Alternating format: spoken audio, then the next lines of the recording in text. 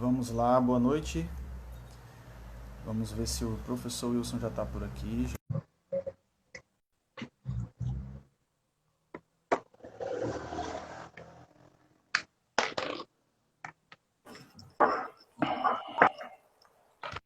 Olá, Gabriel. Boa noite, professor Wilson, tudo bom? Boa noite. Quanto tempo, né? Quanto tempo? 6 meses que eu estou em casa, direto. Essa Eu acho pandemia que eu nos saí umas afastou. 3 vezes para pegar alguma coisa e voltar. Pois é, mas eu acho que teve algumas descobertas de novas Sim, possibilidades, né? Eu acho que a gente tem que tirar uma lição de tudo o que acontece. Eu acho que eu aprendi muitas coisas nesse período de 6 meses afastado. estamos aprendendo, continuamos aprendendo. Eu, de certa forma, estou tendo também uma licença paternidade estendida, né? Estou acompanhando os primeiros meses da Marina e está sendo ótimo. Ah, que bom. Acabou não tendo a licença oficial, né? Porque já tá em casa mesmo. Exatamente. Mas com Tá a licença. falhando um pouquinho o teu som, Gabriel. O meu tá chegando ok aí? Tá ok. Pronto, tá ok. Então deixa eu ver se eu coloco aqui o fone, acho que vai ficar melhor. É melhor com fone de ouvido. Eu vou convidar aqui algumas pessoas para entrar na sala. Tá. Deixa eu ver então se eu acerto aqui. Vocês, o pessoal que está entrando aí, Melhorou o pode som. passar também o feedback, né? Deixa eu só ajustar agora aqui também a parafernália toda. Então, vamos já iniciar, Wilson, Vamos sim. relembrando aqui o nosso tema, né, sobre autismo e inclusão. A gente agradece ao pessoal que vai entrando, já tem algumas pessoas aqui, e eu acho que esse tema é relevante, não podia ser uma pessoa mais perfeita para tratar desse tema do que o professor Wilson, né, que tem uma larga experiência no atendimento à pessoa com transtorno do espectro autista, e a gente pode conversar aqui, e mais no sentido mesmo da orientação, né, a pais e profissionais. Eu estava relendo aqui o seu livro esses dias, justamente para essa live, né, Autismo, Azul de Todas as Cores, que cumpre muito bem esse objetivo de ser um guia, né, para pais e profissionais que queiram se inteirar um pouco mais sobre esse tema. Wilson, então, a gente vai bater um papo, né, aqui é Sim, bem sim. informal, então vocês também que estão assistindo têm a possibilidade de colocar as suas perguntas, as suas questões, que assim fica melhor, né, a gente atinge especificamente a necessidade de cada um. Então, assim, Isso. começando, professor Wilson, o que é o autismo? Como a gente Vamos pode lá. iniciar falando sobre esse tema? Vamos lá. Acho que a maioria que tá aí já me conhece, os que vão entrar para assistir depois também vão passar a me conhecer.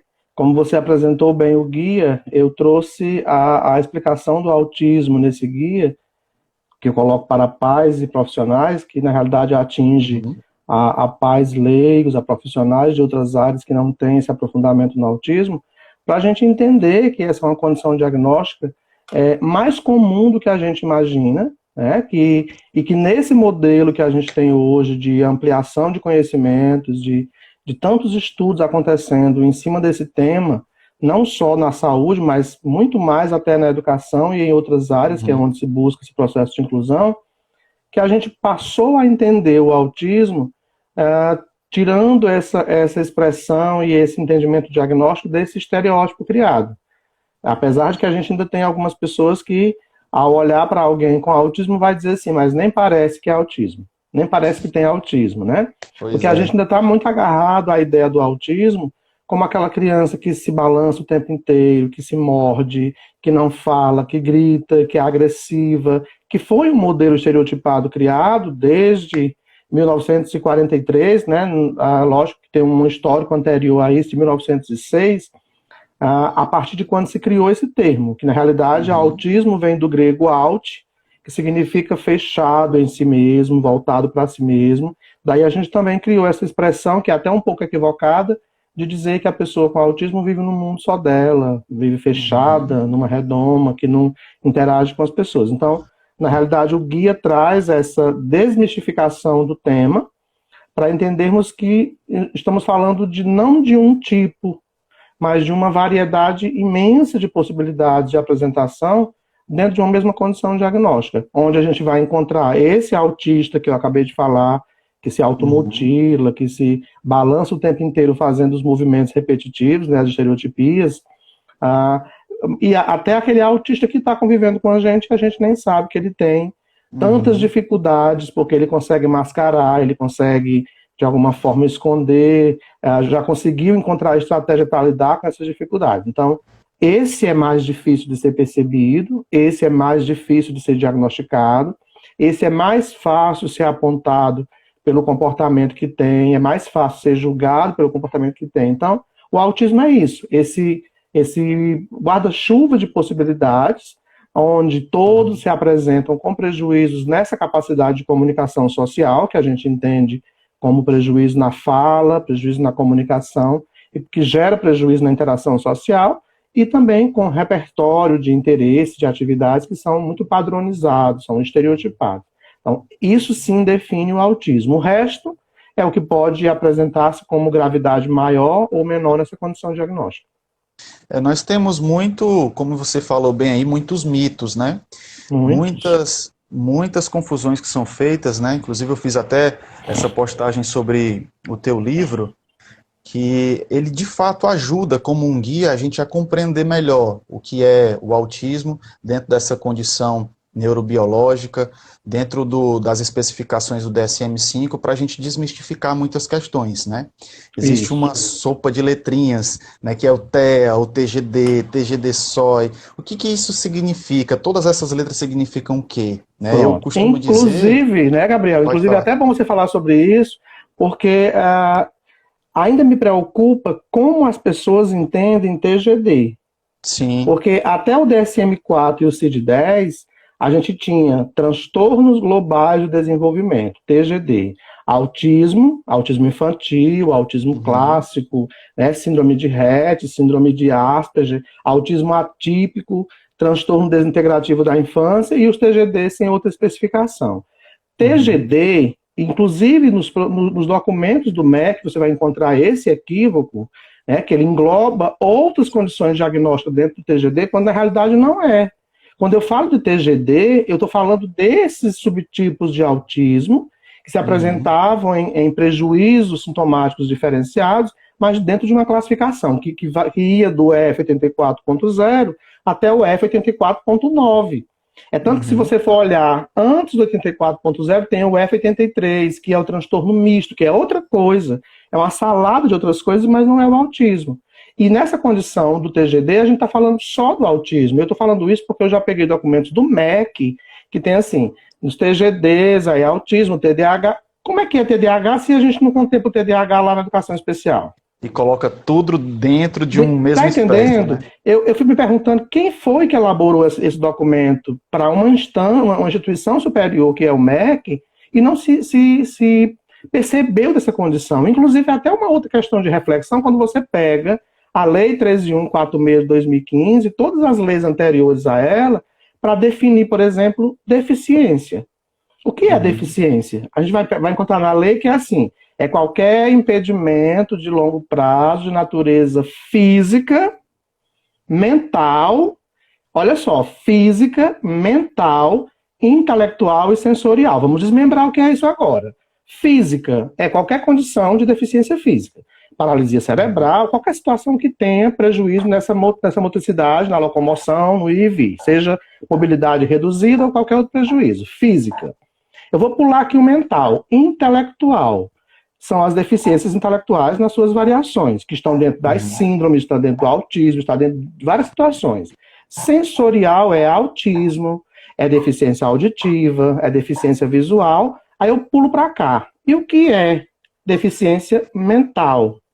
Se eu estou falando que intelectual já está aqui, o que é o mental? Para mim é um grande erro desse conceito quando a gente fala que deficiência é qualquer impedimento de natureza física, mental, intelectual e sensorial. Mental aqui, na minha concepção, já que eu descartei as condições físicas, a intelectual e as sensoriais, mental deveria envolver qualquer situação comportamental. qualquer transtorno de ordem psiquiátrica seria contemplado enquanto sujeito dentro da condição de deficiência. Porém, não é uma deficiência. É uma condição de transtorno comportamental, mas aqui dentro do conceito fica confuso. A mesma confusão se fez quando se apresentava o TGD, né? Que a gente entende hoje que ainda bem que mexeu nessa configuração do DSM-4 para o 5, e a gente criou um capítulo que, inclusive, também tem transtornos comportamentais dentro desse capítulo, lá no CID-11, que é o capítulo 6, que é transtornos do neurodesenvolvimento, transtornos comportamentais, tudo isso no capítulo só. Porém, os transtornos do neurodesenvolvimento vão abranger aí autismo, aí separado, não tem mais essas misturas, né? Que é o 6A ponto alguma coisa. O TDAH, a deficiência intelectual, os transtornos específicos da aprendizagem, os transtornos de comunicação e os transtornos motores. Mas eles estão dentro de um capítulo, apesar de ser considerado transtornos do neurodesenvolvimento, eles também fazem parte de um capítulo que engloba outros quadros comportamentais. Fica aí uma grande confusão para a gente refletir. Se essa deficiência, enquanto definição, não está sendo aí mal interpretada ou foi colocada uma palavra que não cabe nesse conceito. Aí você percebe que até os próprios profissionais que fazem e que elaboram documentos que vão nortear, por exemplo, a educação, até eles têm essa confusão, né, que não consegue delimitar de fato, porque de fato é uma questão muito polêmica, né, a questão do DSM e dos documentos, eles tentam organizar isso. O DSM-5, é até uma pergunta que eu lhe faço: você acha que a partir dessa mudança do DSM-4 para o DSM-5, todas essas classificações elas melhoraram? O esforço que eles tiveram em delimitar o transtorno do espectro autista como um espectro que vai do leve ao severo, isso facilitou a compreensão? Porque imagina que a confusão entre os profissionais existem, imagine entre os pais, né? Aquele pai que precisa de um diagnóstico, que já percebe o comportamento atípico no seu filho e precisa de uma orientação e se vê dentro desse mar de confusões envolvendo a delimitação do que é o autismo. O que você acha? Eu acho que a mudança ela foi muito feliz no sentido de tornar mais rápido esse fechamento diagnóstico. Porque, veja bem, até o DSM-5 a gente tinha, às vezes, uma criança na lista de espera ou passando por consultas médicas, chegando a 9 a 12 anos de idade sem ter o diagnóstico fechado. Porque o médico precisava observar, e veja bem, observar a cada 6 meses, quando se conseguia remarcar essa consulta a cada 6 meses, ele precisava observar em que tipo em que subtipo daqueles dos TGDs esse autista poderia se encaixar. Ele teria que ir descartando, ele precisava o tempo inteiro estar recebendo relatórios de quem estava acompanhando na escola, no atendimento. Então, isso às vezes demorava muito tempo. Então, eu acho que a classificação ficou muito mais fácil, porque agora a gente também ampliou o estudo em cima do autismo e ficou mais simples entender que, mesmo não conseguindo encaixar naqueles vários subtipos, eu agora vejo o autismo na sua variação. Tanto que quando você pega, só me preocupou isso, o DSM-5, ele classifica o autismo a partir de níveis de prejuízo. Ele diz que tem o TEA leve, nível 1, nível 2, que é moderado, e o nível 3, severo. Que eu acho que foi muito infeliz essa classificação. Ele diz que o 1, que é leve, precisa de apoio, o 2 de apoio substancial e o 3 de apoio muito substancial. E aí eu pergunto a você tem um aluno em sala de aula que tem autismo, não tem? Tem. Todo mundo tem. Qual é o nível de prejuízo do seu aluno? Aí você vai dizer, leve. Eu digo, por quê? Em quê? Classificar uma pessoa com autismo, segundo o DSM-5, como leve, moderado e severo, na minha opinião, é extremamente complexo, porque eu vou ter que dizer, ele é leve na capacidade de falar, mas é moderado na questão sensorial e é grave no aprendizado. Ele é leve na questão sensorial, mas é severo na questão comportamental. Então, não dá para classificar uma pessoa com autismo enquanto leveza ou gravidade sintomática. E aí você vai do DSM-5, só para entendermos, que é um documento da da Associação Americana de Psiquiatria, né, trata de um documento só com questões de ordem comportamental, e esse documento ele vai para a Organização Mundial da Saúde, que elabora o CID, que é a classificação internacional. Ele entra nesse documento da classificação internacional para ganhar esse CID que será usado durante o fechamento diagnóstico. Então, ele entra lá no CID como um capítulo X voltado a questões comportamentais. Mas aí, a Organização Mundial da Saúde, ela não classificou o autismo com níveis de prejuízo. Ela não fala de leve, moderado e severo. O CID-11 saiu em 2018. Ele vai ainda ser oficialmente utilizado e lá não aparece isso. Aparece, sim, autista sem deficiência intelectual e com leve ou nenhum prejuízo de linguagem funcional. Veja bem, autista com deficiência intelectual e com leve ou nenhum prejuízo de linguagem funcional. Então, eu vou ter pessoas com autismo com leve ou nenhum prejuízo na sua capacidade de falar e se comunicar, mas que pode ter ou não a deficiência intelectual. Aí vai aumentando o prejuízo na capacidade de linguagem funcional. Autista sem deficiência e com prejuízo, autista com deficiência e sem prejuízo, autista sem deficiência e com ausência de linguagem funcional, que é o não verbal, autista sem deficiência e com ausência. Então, o que a gente tem que observar hoje na pessoa com autismo é se ela tem ou não prejuízo de ordem intelectual, que é ainda um conceito escolar pouco conhecido, porque a escola não consegue entender o que é deficiência intelectual, ela confunde com transtorno de aprendizagem, ela confunde com preguiça, confunde com várias coisas, e precisa-se sim de um olhar fonoaudiológico para ver a capacidade de fala, mas acima de tudo, a capacidade de comunicação, porque a preocupação do pai é que o menino fale, é que ele fale, eu quero que ele fale, o que importa se ele vai falar se ele não consegue se comunicar? O importante é que ele se comunique, mesmo que ele não fale. É aí que entram as comunicações alternativas. Então, a grande sacada que a gente tem que tratar com a família é de convencê-los a entender que não é importante falar. Lógico que se ele falar, é bem-vinda essa fala, mas é importante que ele se comunique, porque se ele não fala e nem se comunica, como é que ele vai interagir? Não existe interação onde não há troca de informação, que é a comunicação. E essa comunicação, esse trocar informação, pode ser verbal, pode ser não verbal, pode ser alternativo, pode ser com uma outra língua, né? Essa confusão precisa ser esclarecida porque a família vai buscar pela intervenção para que o menino fale. Ela não está muitas vezes preocupada com o autista, ela está querendo atender a uma questão social que é a pessoa falar como outra qualquer. É a mesma coisa que acontece com o surdo. Os pais querem que ele fale, mesmo sabendo que essa fala não vai adiantar em muita coisa. Ele precisa ter uma língua própria para conseguir se enquadrar no modelo que a gente tem aí, né, como segunda língua, que é Libras, no caso do surdo. Então, no autismo, a gente tem isso. Essa classificação a partir do DSM e do CID-11, eu acho que agilizou o diagnóstico, ela ficou muito mais clara para a gente entender, até porque a gente ainda tinha um grupo de famílias que não se percebia como família de pessoa com autismo, porque a criança foi diagnosticada com Asperger. E esse mito do Asperger foi criado aí, ele não é autista, ele é um gênio, ele tem alta habilidade porque ele tem o diagnóstico de Asperger. E aí, mesmo continuando com esse diagnóstico, ele vai entrar lá naquele nível inicial, com leve ou nenhum prejuízo de linguagem funcional, mas que pode ter ou não a deficiência intelectual associada. E é importante lembrar que 75% das pessoas com autismo têm algum prejuízo intelectual.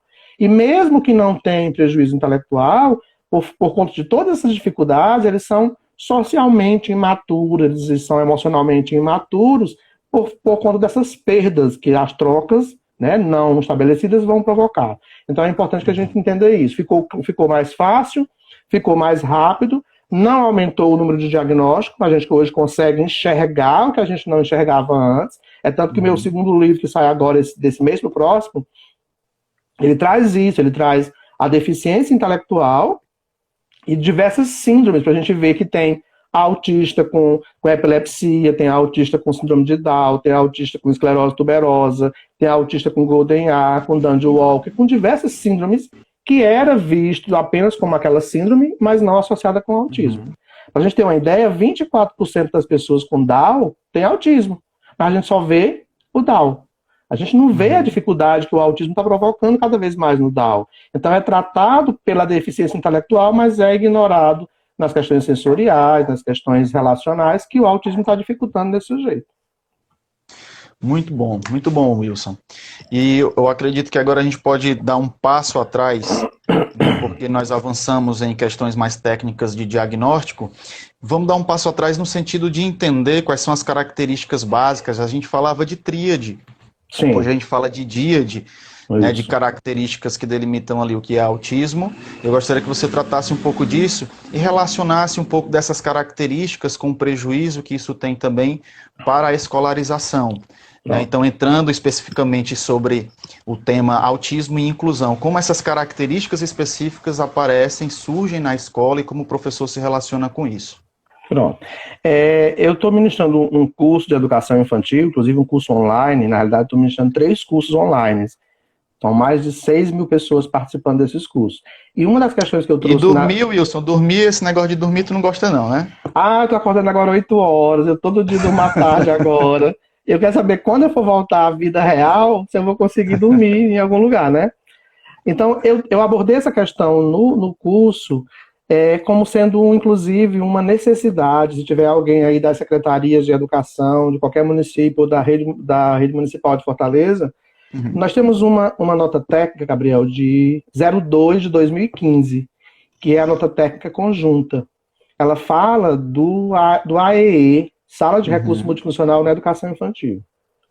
Então, a gente tem uma modalidade de ensino extremamente importante, que é a educação infantil, onde cada vez mais as crianças estão entrando na creche pré-escola precocemente, mesmo a LDB trazendo como obrigatoriedade a partir dos 4 anos, nós temos crianças de 1 ano e meio, de 1 ano e 7 meses, 2 anos, chegando nas creches pré-escola por uma questão de necessidade da família ter que trabalhar e não ter quem deixar também, né? Não entendendo que é um espaço para isso, mas é um espaço também que auxilia nesse processo. E aí a gente tem essa dificuldade de não ter um serviço nesse momento de chegada na escola, nessa precocidade de observação, que passa despercebido pela família, mas poderia ser percebido pela escola. E assim os encaminhamentos precoces também poderiam acontecer. Então você tem aquela criança que chora o tempo inteiro, desde cedo, que se desconforta naquela rodinha de música, de conversa, que é natural que aconteça, como ritual escolar. Aquela criança que não aceita a alimentação, a não ser aquela que vem de casa. Aquela criança que não consegue ficar no intervalo ou se desorganiza porque tem barulho. Aquela criança que não brinca com os demais, que está muito atrasada na questão da aquisição da fala, dos processos de construção para a linguagem. Aquela criança que tem de resistência em se deparar com recursos sensoriais, como pinturas, como massa de modelar, que tem essa seletividade com alguns alimentos, que pode já ter dificuldades já percebidas na educação infantil e que muitas vezes passam despercebidas, é porque ele não se adapta, é porque ele é um menino difícil, é porque a família não ajuda. Todos os comentários vão acontecendo, menos o olhar de que ali poderia, de fato, estar acontecendo uma condição qualquer que merecia, no mínimo, um encaminhamento para uma avaliação. Mesmo a gente sabendo que em 2015, 2017, se eu não me engano, um protocolo do Ministério da Saúde foi instalado para que a pediatria começasse a fazer avaliação em crianças a partir de 1 ano e meio. Não é para achar o autismo, não é para dar diagnóstico tão cedo, porque muitos diagnósticos até precisam de para você observar e ver se realmente não é um ritmo da criança apropriado para isso. Tá dando uma paradinha aqui na sua imagem. Pronto, voltou. Voltou, tá? Deu só uma paradinha, mas voltou. Então, mesmo tendo essa obrigatoriedade do Ministério da Saúde para que a pediatria use protocolos de avaliação, a gente não tem esse protocolo ainda, não está acontecendo esse protocolo ainda. Então, aí de novo eu volto para a escola. A escola já poderia ser esse espaço que recebe essa criança muito cedo, que passa mais tempo com ela e que poderia observar todas essas questões. A criança que não aceita muito contato físico, que tem dificuldades relacionais, que tem dificuldades em fazer amizades, que brinca sozinha o tempo inteiro, que não brinca com o brinquedo naquele dia que é para brincar, brinca de um jeito diferente, que não é o jeito funcional. Aquela criança que tem todos esses sinais que a gente já está cansado de repetir e que muitas vezes se espera chegar a 4 anos de idade para começar, de fato, a vida escolar, propriamente dita, enquanto obrigação, para se perceber que ali já existia uma coisa muito antecipada, dando sinais, pedindo socorro, e que não aconteceu. Então, eu não estou nem falando lá no ensino fundamental 1 e 2, eu estou falando já de uma percepção muito antecipada, que a família não teve, mas que creche para a escola poderiam ter. Então, esses sinais acontecem em casa, lógico, mas você sabe que você, como pai hoje, você não quer perceber que o seu filho possa ter uma dificuldade. Você quer justificar qualquer coisa, menos afirmar de imediato que ele tem uma dificuldade. Mesmo você sendo um profissional que tem instrução, que tem leitura, você não se preparou para ter um filho com dificuldade. A gente nunca se prepara, né? Então, esse momento aí da família, muitas vezes, passa despercebido. Não é só porque ela não quer enxergar, é porque ela simplesmente também, muitas vezes, é leiga nisso. Ela vai comparar comportamentos, ela vai ouvir do pediatra que cada criança tem um tempo, tem um ritmo, que é importante esperar pelo tempo dela, e isso acaba gerando esse prejuízo. Então, voltando para a escola, que a escola chame a família, não para falar de autismo, não para falar de qualquer deficiência, mas para orientar, para ver como é que está o acompanhamento médico, se está tudo bem no desenvolvimento dela, porque também a gente vai cair aí num pecado, que é a escola chamar e dizer, olha, seu filho não interage, seu filho não está falando no tempo certo, eu acho que ele tem autismo. Cuidado com isso. Uhum. Quem tem competência acadêmica para afirmar diagnóstico é o médico. A gente tem que chamar para dizer, olha, eu estou percebendo um atraso na fala, todos já estão falando, ele ainda não fala, ele tem dificuldade com barulho, ele não come todos os alimentos, ele tem algumas resistências com alguns, ele fica sempre de costa porque ele não interage. Então seria interessante ver com o neuropediatra se está tudo ok com o desenvolvimento dele, para a gente começar a pensar em outras estimulação. Aí a mãe vai dizer, mas aí, tu acha que ele é autista? Ela já sabe. Né? Aí ele, não estou dizendo isso, estou dizendo que é bom a gente ver para não demorar muito a começar a estimulação de verdade. Né, Wilson? Eu acho que a escola é extremamente importante e tem uma função dentro dessa problemática toda, e é por isso que é importante, já colocaram até aqui nos comentários, o professor ele se capacitar em conhecimento, ele buscar cursos de formação nessa área. O movimento, o paradigma que nós vivenciamos hoje escolar,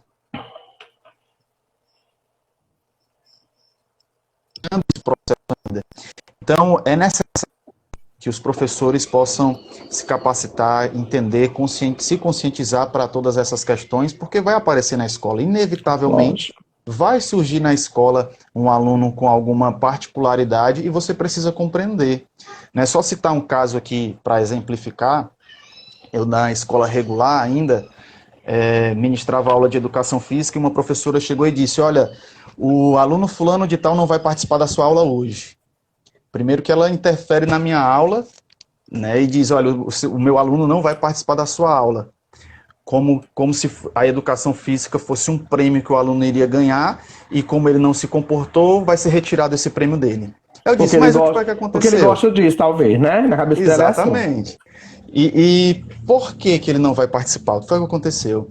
Aí ela diz, olha, ele não se comportou, o aluno ele não obedeceu, eu coloquei algumas normas e algumas regras na sala de aula e ele não cumpriu, então eu vou tirar a aula de educação física dele hoje. Eu disse, olha, com muita calma, a gente tem que ter muito trato pedagógico para lidar com essas questões, porque passam por uma dificuldade de formação docente. Porque muitos professores não entendem toda a dinâmica escolar e passam a ter ações que não estão coniventes com a pedagogia, não estão coniventes com o espaço escolar de modo geral. E aí eu conversei com ela e disse, olha, eu vou observar o aluno, ele não vai deixar de ir para a aula de educação física, né, porque ele precisa participar, porque é lá que eu consigo intervir, até nesses casos comportamentais. Então eu vou observar o comportamento dele e aí a gente depois conversa, para ver quais são as estratégias corretas. E todas as características, Wilson, apontavam para o transtorno positivo desafiador, depois que eu conversei com o aluno. Sim. E se o professor, antes de se relacionar com o aluno, né, é muito estudado hoje na academia a relação professor-aluno, essa relação ela vai ter conflitos. E se o professor ele tem essa formação, esse conhecimento prévio das síndromes, dos transtornos, das dificuldades de aprendizagem, tem bagagem para reconhecer e educar o seu olhar, para perceber que por trás de um comportamento pode ter, né, como o Wilson bem falou, pode existir, e nós professores estamos na escola com esse compromisso ético de apontar e de sugerir, né, possibilidades tanto para a gestão como para os pais. Isso tem que acontecer. Nesse caso específico, o que aconteceu foi que eu observei que existiam características específicas do TOD, indiquei para a profissional do AEE, para ela fazer toda uma avaliação, convidar a família e nós conversamos em uma reunião com a gestão para indicar profissionais que poderiam fazer ou não o diagnóstico, né? Então, esse caso específico me remete àquilo que a gente estava tratando aqui, que é justamente a formação do professor. Como esse professor vai se relacionar com os alunos que têm suas particularidades, às vezes tem um determinado tipo de característica que aponta para um diagnóstico, e a gente vai identificar isso e auxiliá-lo no processo de aprendizagem, né? Olha, Gabriel, eu ainda trago mais uma informação para acrescentar aí na sua fala.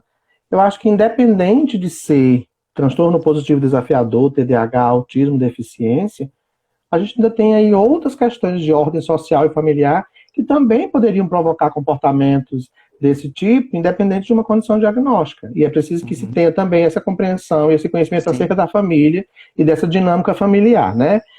Eu só faço uma correção inicial na sua fala. Eu não acredito que seja falta de formação. Eu acredito que seja falta de vontade de ter formação. Porque formação a gente tem aí de graça. A gente tem aí ofertado na internet. A gente tem aí em espaços públicos que ofertam gratuitamente. E é preciso que você tenha motivação para fazer.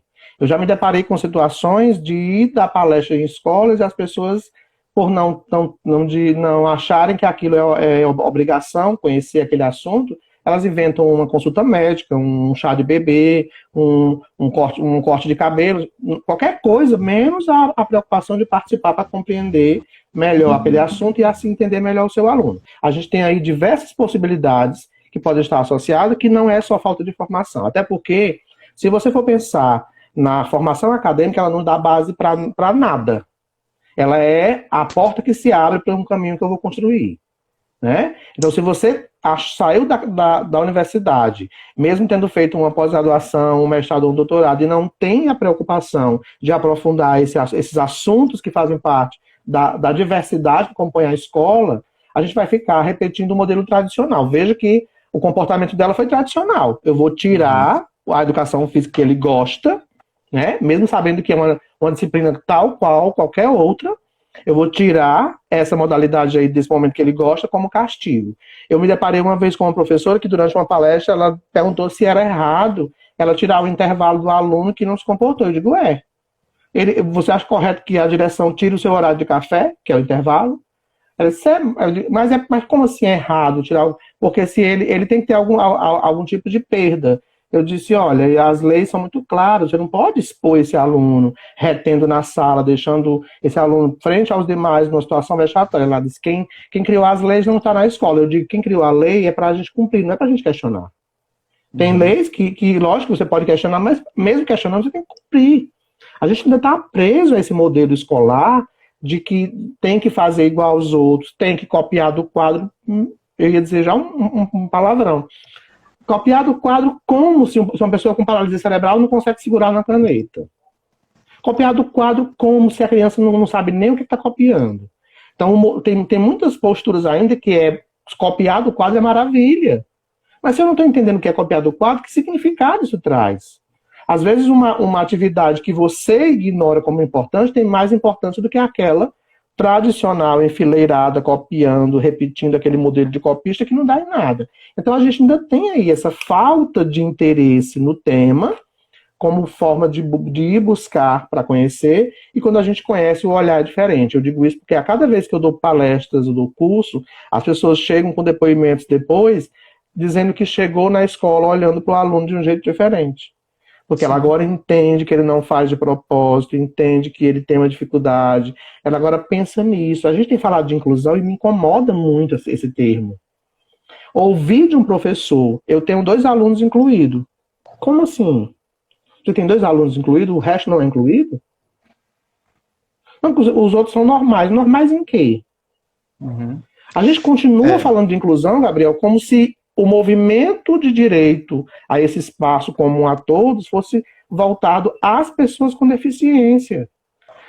Filho de pais separados é movimento de inclusão, condição social, crianças abrigadas, remanescente de quilombola, cultura indígena, negro, homem, mulher, tudo é inclusão. A gente está falando desse movimento pela deficiência porque foram aqueles que ficaram de fora. que perderam muito mais do que os demais.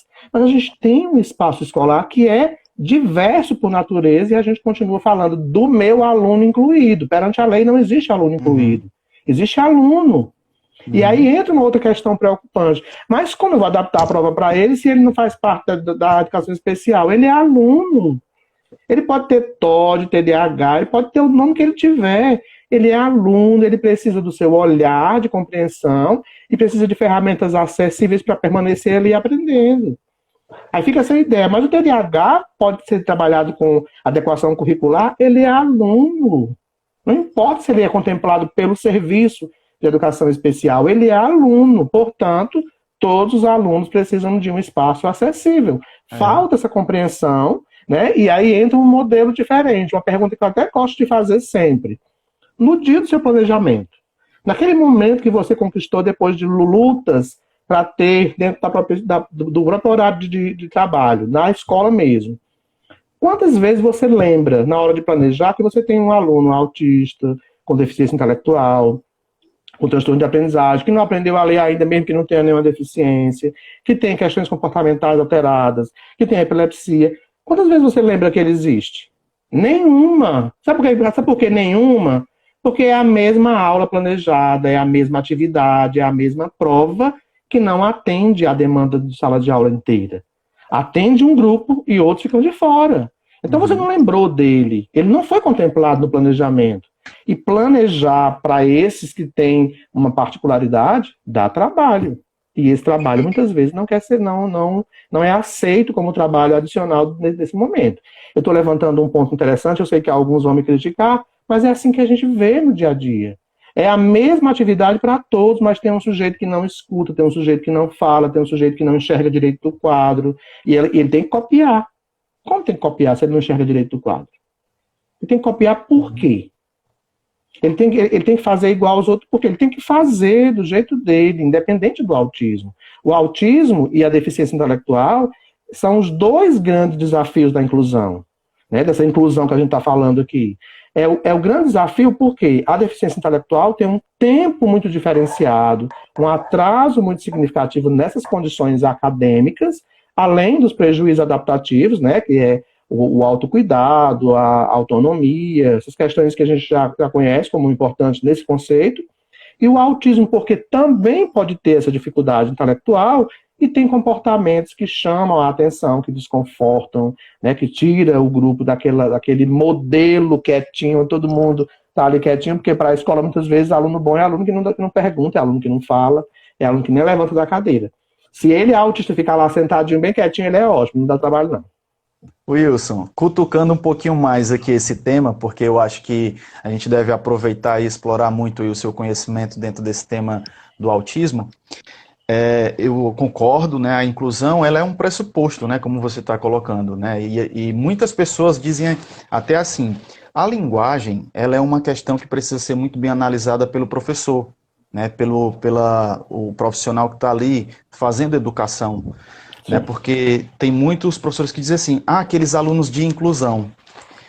Então, esse termo e a utilização dele por si só já demonstra uma dificuldade de compreensão sobre o aspecto mais geral. Alunos de inclusão, mas que tipo de aluno você está falando? Né? Porque a inclusão é um pressuposto, como o Wilson bem colocou. Né? O aluno que ele está na minha aula com dificuldade, ele pode não ter laudo nenhum. Eu tenho que realizar adaptações curriculares. Tudo o que acontece no espaço escolar é intencional, é o que vai diferenciar a educação direta para indireta. A educação é um guarda-chuva que acontece nas manifestações de sociedade civil, acontece na sociedade, acontece também na escola. A diferença é que na escola é intencional. O professor ele vai planejar suas atividades de modo intencional, pensando nos seus alunos, nas dificuldades que cada um tem. Agora a questão é essa, né? E quando eu falei sobre a formação, falei formação, né? Informação de fato a gente tem. É só a gente abrir a internet aí, fazer os cursos do Wilson, que tem. Tem curso de graça. Inclusive, eu tô doido para voltar, né, Wilson? Tem curso de graça. Olha, eu lancei 3 cursos gratuitos, até terminamos já um.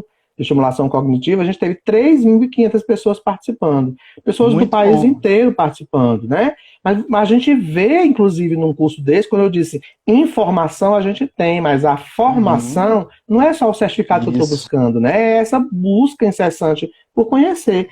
Você muito bem sabe que a gente tem uma grande falha, especialmente na educação, que é a falta de leitura dos profissionais. Sabe? Assim, é preocupante, porque a gente está querendo que as informações entrem porque eu assisti uma live, que eu assisti uma aula virtual. Ela não vai entrar na sua cabeça a partir desse momento, não. Eu tenho que ler, eu tenho que ver opiniões diferentes de autores diferentes, eu tenho que confirmar aquilo que foi dito. Não é porque o professor Wilson falou isso. Não, eu não sou lei, eu não sou a palavra final, não. A gente está precisando desse exercício de leitura. Falta esse exercício. Eu acho que dentro de toda essa possibilidade, né, de formação, de fato tem uma característica, um elemento que parte da atitude do professor, como você bem colocou. Então, existe uma atitude que é uma atitude ética do professor de buscar o conhecimento. Porque existe, a informação está lá, a informação por si só ela não traz o conhecimento. O conhecimento, ele se dá nessa relação, que é uma relação dialética entre o professor, o indivíduo, com a informação. Aí você vai construir o conhecimento a partir disso, a partir do seu interesse, a partir da necessidade que você percebe dos seus alunos. Né? Então, Gabriel, deixa eu trazer um ponto aí nessa formação, antes que eu esqueça. Que também é outra questão, inclusive eu já conversei com alguns profissionais da própria Secretaria da SME de Fortaleza, e que ainda é uma situação muito, muito preocupante, que é a formação do professor. Como a gente está falando de formação, o autismo está dentro de tudo isso, mas a formação do professor. Você que trabalhou comigo sabe que a gente tinha em alguns momentos umas salas acontecendo, formação da rede municipal de Fortaleza, e tinha o dia da matemática, o dia da língua portuguesa, o dia da história. E aonde é que entra o falar sobre aquele com dificuldades de se encaixar para entender bem esses assuntos? Aí eu já ouvi alguém dizer assim, a gente conseguiu ter uma hora na formação para falar sobre educação especial. A gente conseguiu ter uma hora para falar sobre isso dentro da formação.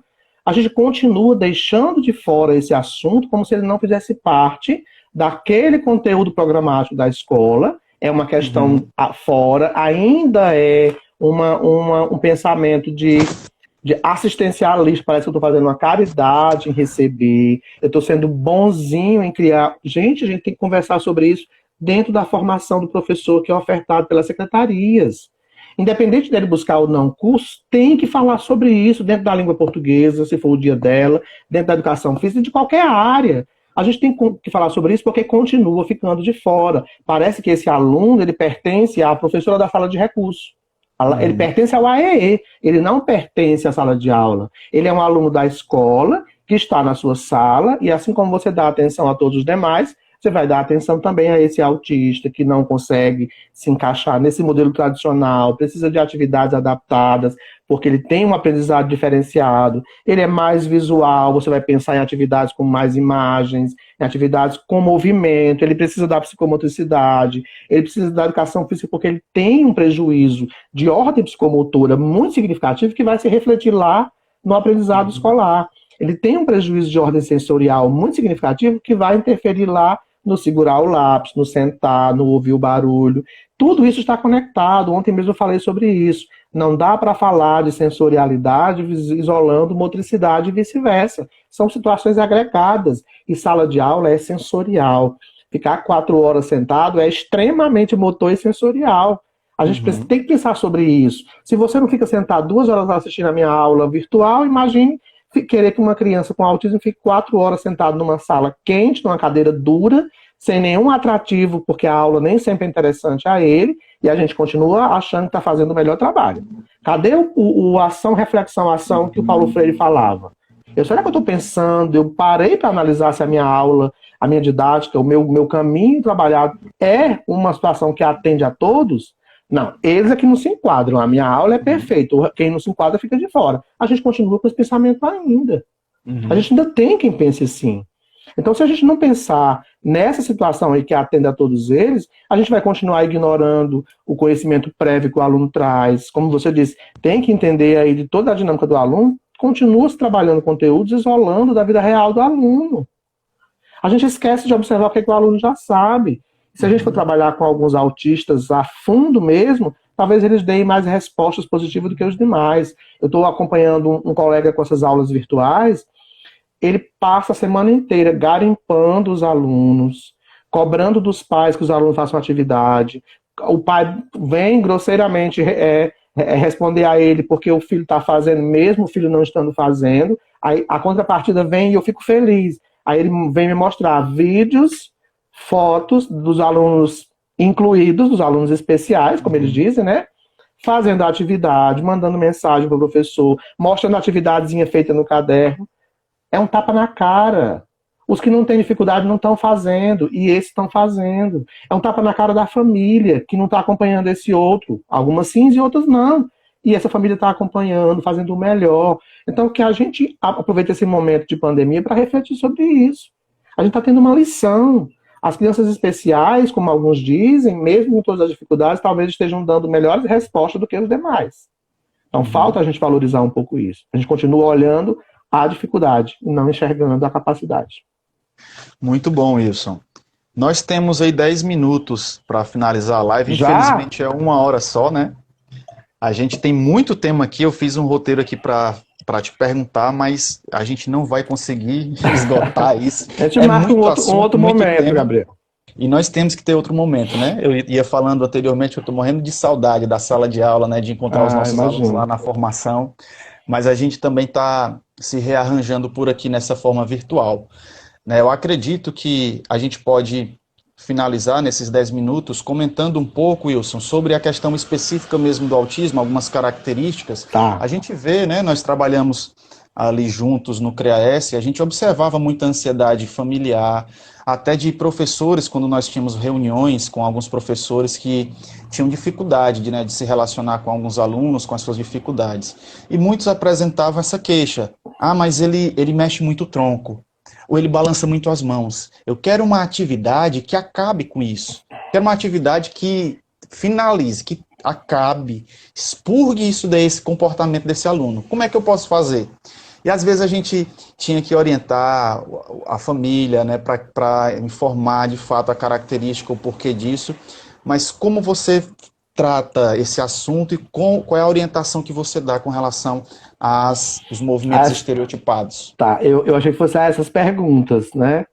Olha só, o movimento estereotipado, ele vai estar presente em 80% dos autistas, né? É uma situação até característica mesmo de muitos autistas, mas muitos também não vão apresentar esse movimento estereotipado. Ele é chamado hoje de transtorno do movimento estereotipado, está dentro desse capítulo chamado transtorno do neurodesenvolvimento, dentro de uma condição chamada transtornos motores. Então, vai estar presente no autista, em 80% dos casos, vai estar presente no TDAH, pela própria ansiedade. Eu passo aqui o dia inteiro nessa mesinha aqui, que eu estou virando para você aqui, balançando as duas pernas. O dia Obrigado, inteiro Aninha. que eu fico com as pernas doendo de balançar, Wilson, né? Tá. A Aninha está dizendo que tá. Tá, Ana do Edu.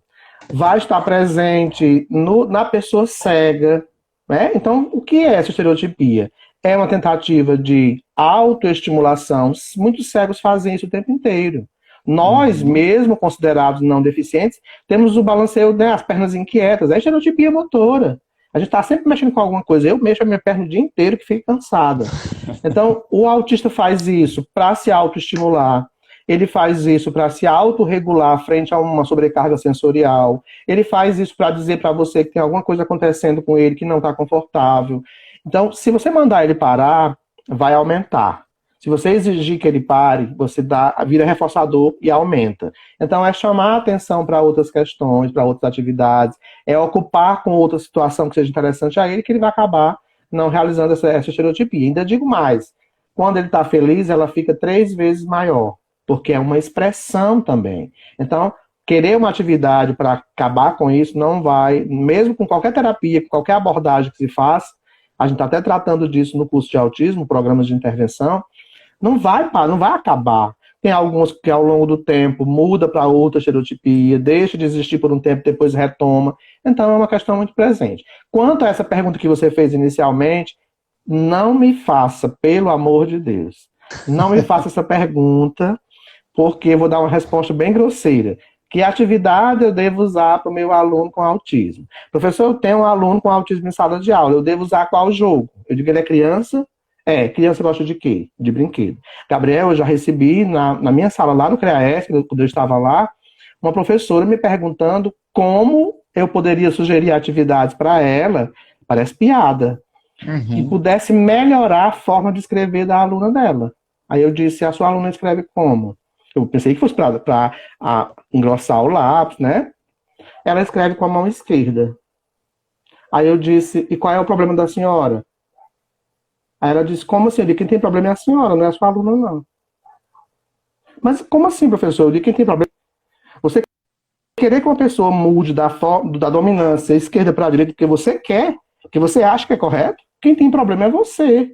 Então, para a gente ver, para a gente observar como a gente ainda está preso a esse modelo medieval, de achar que a dominância esquerda é demoníaca, é não aceitável, porque É o sinistro, né? Tá entendendo? A palavra sinistro tem um peso muito grande, né? Exatamente.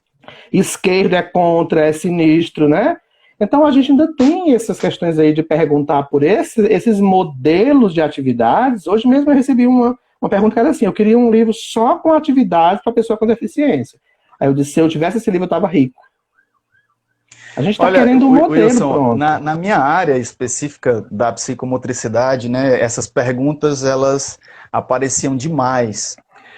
Porque tem uma origem que é dessa ansiedade que as pessoas têm para tentar resolver um problema que não se resolve assim com receita de bolo. Né? E é o que eu sempre digo, olha, não tem receita de bolo. Qual é o jogo que eu faço para crianças autistas? Não sei qual é o autista que você está tentando. Você tira por uma questão simples, Gabriel. Você tem só um filho agora, ok. Mas quem tem 2 filhos, educou os 2 filhos do mesmo jeito? Não tem condição de ser da mesma forma, né? Tá entendendo? Só tratando da questão que você trouxe também da lateralidade, que surge demais, que a gente sempre trata dos fatores psicomotores como sendo interligados ao desenvolvimento neurológico. O desenvolvimento psicomotor é uma expressão da maturação neurológica, nada está dividido. E a lateralidade, ela vai se expressar a partir do momento que existe a especialização hemisférica. Existem os 2 hemisférios e um vai ter uma função de dominância lateral. Então, quando você obriga a criança a trocar essa mão, você pode estar atrasando um desenvolvimento maturacional neurológico. Então, como é importante essas informações serem divulgadas, faladas. Ela vai experimentar essas 2 mãos. Você vai ver a criança lá na pré-escola, uma hora ela escreve desse jeito, com essa mão, ela passa para essa. Ela vai descobrir qual é a dominância mais confortável naturalmente. E isso acontece, como você disse, a partir dessa evolução que ela vai tendo em termos de maturidade cerebral. Não é da hora para outra, não foi eu que instalei. Você vai trabalhando aquilo que é mais confortável enquanto pinça, mas é uma descoberta que a criança faz. Quando eu digo assim, a pinça que menos desgaste muscular provoca é a tridigital. Ok, mas tem pessoas que escrevem assim e não tem desgaste nenhum. Então eu não posso ignorar que você tem um padrão de pinça fina para escrever diferente do meu e eu vou dizer que o meu é correto e o seu é errado. Não, você tem pessoas que vão descobrir a funcionalidade sem ter prejuízo nenhum enquanto desgaste muscular. Já tem outros que vão forçar muito mais. Então, eu não posso afirmar que essa é a melhor. É um modelo que a gente tem que acabar. Não existe um modelo. Existem possibilidades, porque cada um de nós se manifesta diferente. Pois é. Wilson, já estão pedindo mais 1 hora aqui de conversa. Pois eu tô tentando ter o máximo de seguidores para conseguir do Instagram essas 2 horas daí, mas eu ainda não. Tem a possibilidade já? Só com 12 mil. Tem, quando você chega a 100 mil seguidores, você tem aí até, eles deixam 2 horas de live.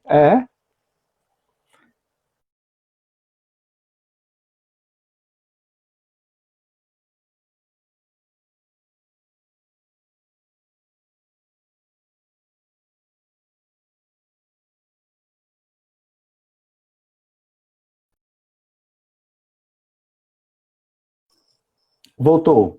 Voltou. Opa, Pronto. olha aí. Já é o Instagram dizendo que está finalizando. Não, ainda não. Ainda tem 5 minutos. Quando tem mais de 100 mil, aí você pode ficar até 2 horas. Muito bom. Vamos chegar então aos 100 mil, Wilson. Eu tô com 12 só, falta ainda um bocado. Rapidinho fecha. Wilson, então, Olha, são muitos temas para a gente tratar, então nesses 5 minutinhos finais, né, a gente vai fazer as nossas considerações finais, né, deixando aí um gostinho de quero mais, a gente vai marcar outros momentos também Claro. para a gente conversar um pouco mais, relacionar também um pouco a minha área.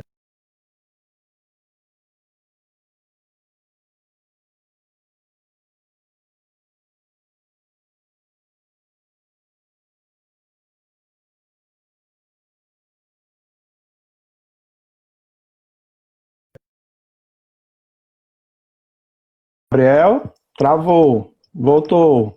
Voltou. Voltou. Tá parando um pouquinho de vez em quando a tua. Eu acho que é a minha internet, não É, sei. a minha eu acho que não é não, porque essa semana ela aumentou para 200 mega, eu acho. Wilson, muito bom. Então, as suas considerações finais, meu amigo, para a gente já ir caminhando. Bom, aqui o assunto do autismo é um assunto comum a todas as áreas, independente de ser escolar, saúde, ação social, né? Qualquer espaço onde o sujeito, no seu direito, transita, é importante que a gente conheça cada vez mais esse assunto, não só o autismo, mas qualquer situação aí de singularidade que a gente tem nos nossos alunos. Eles vão chegar à escola, é um direito deles estarem nesses espaços, e é preciso que a gente possa recebê-los com qualidade, entendendo e respeitando a forma de cada um no seu funcionamento. Né? Quem ainda não conhece esse livro, conheça, leia, ele já chegou a 10 mil exemplares, já está chegando o próximo livro, agora em setembro e outubro, com outra temática, mas também com um capítulo falando do autismo, associando com diversas síndromes que faz parte aí das comorbidades do autismo, e é importante que a gente se empodere dessa informação, né? A informação, como o Gabriel disse, tem aí o tempo inteiro, mas é preciso que a motivação que é de dentro para fora aconteça em cada um de nós, para que a gente possa ir em busca desse conhecimento, que vai beneficiar você enquanto sujeito, enquanto pessoa, mas também vai trazer benefícios para outras pessoas que precisam do seu acolhimento e da sua acessibilidade. A acessibilidade é um direito de todos, mas é responsabilidade de cada um de nós. Exatamente. Muito bom, Wilson. Excelente. A gente vai manter o contato para marcar outras lives. Como você falou, a gente tem um compromisso ético enquanto professor, dentro da escola, seja ela regular ou seja educação inclusiva, a gente tem esse compromisso ético de buscar informação, de nos capacitarmos para melhor atendermos os nossos alunos, né?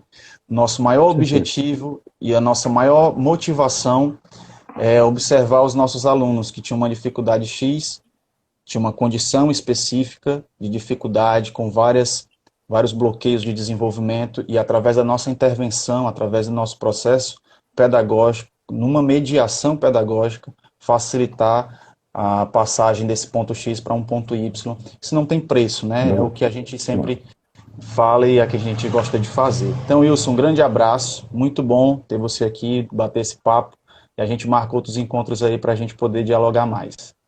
Com certeza, é só falar que a gente Valeu. se organiza, tá bom? Valeu, meu Abraço da amigo. Sara. Grande abraço, tá? Até mais. Tchau, tudo de bom.